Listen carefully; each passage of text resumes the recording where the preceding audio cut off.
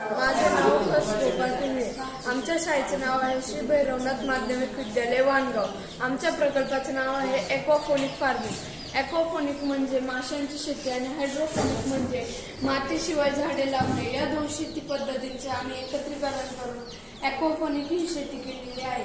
यात माशांच्या विष्ठेतील टाकाऊ अमोनियायुक्त पदार्थ झाडांसाठी खत म्हणून वापरला जातो आणि अमोनिया हा घटक जेव्हा झाडांच्या मुळांमधून जातो तेव्हा त्याचे रूपांतर नायट्राइटमध्ये होते आणि नंतर नायट्रेटमध्ये होते.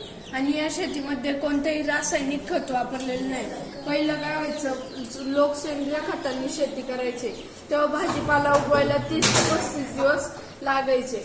आता लोक रासायनिक खतांनी शेती करतात तर भाजीपाला 5 ते 7 दिवसात उगवून मार्केटमध्ये बाजारात येतो. म्हणजे रासायनिक खतांमध्ये एक प्रकारची विषबाधा होती, म्हणून ही शेती करा असं आमचं म्हणणे. आणि जे आपण मातीवरची शेती करतो तिला 90% पाणी लागतं. ह्या शेतीसाठी फक्त 10% पाणी लागतं आणि पाण्याचा पुनर्वापर होतो. पाण्याची रिसायकलिंग चालू आहे आता. आणि हे काय होतं की पहिल्या काळात काय व्हायचं की लोकांकडे ज्यांच्याकडे 10 एकर जमीन होती त्यांच्याकडे आता जमिनीमध्ये फरक झाला की त्यांच्याकडे 1 एकरच राहिली तर त्यांची जमीन विकली. तर मग आता त्यांच्याकडे काय होतं की भांडणं होतं त्यांच्या घराघरामध्ये.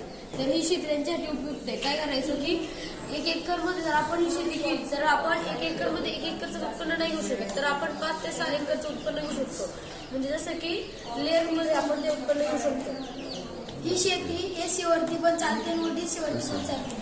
या शेतीमध्ये आपल्याला वेगवेगळी उत्पन्न भेटते, जसे की मच्छीपालन आणि रोप लागवड. आणि ही शेती आपण जास्त करून वाळवंटी प्रदेश, इराण या देशात केली जाते. ही शेती आपण शहरामध्येही करू शकतो. ही शेती आपण शहरामध्ये गॅलरी, टेरेस या जागी करू शकतो. आणि याच्यामध्ये काय आलं की आम्ही पहिले प्लॅस्टिकचे कप वापरायचो, पण आम्ही प्लॅस्टिक आपल्या भारतात प्लॅस्टिक कमी वापरतो. त्याच्यासाठी आम्ही बेसनच्या बांबूला कट करून हे असं हे बनवले कप.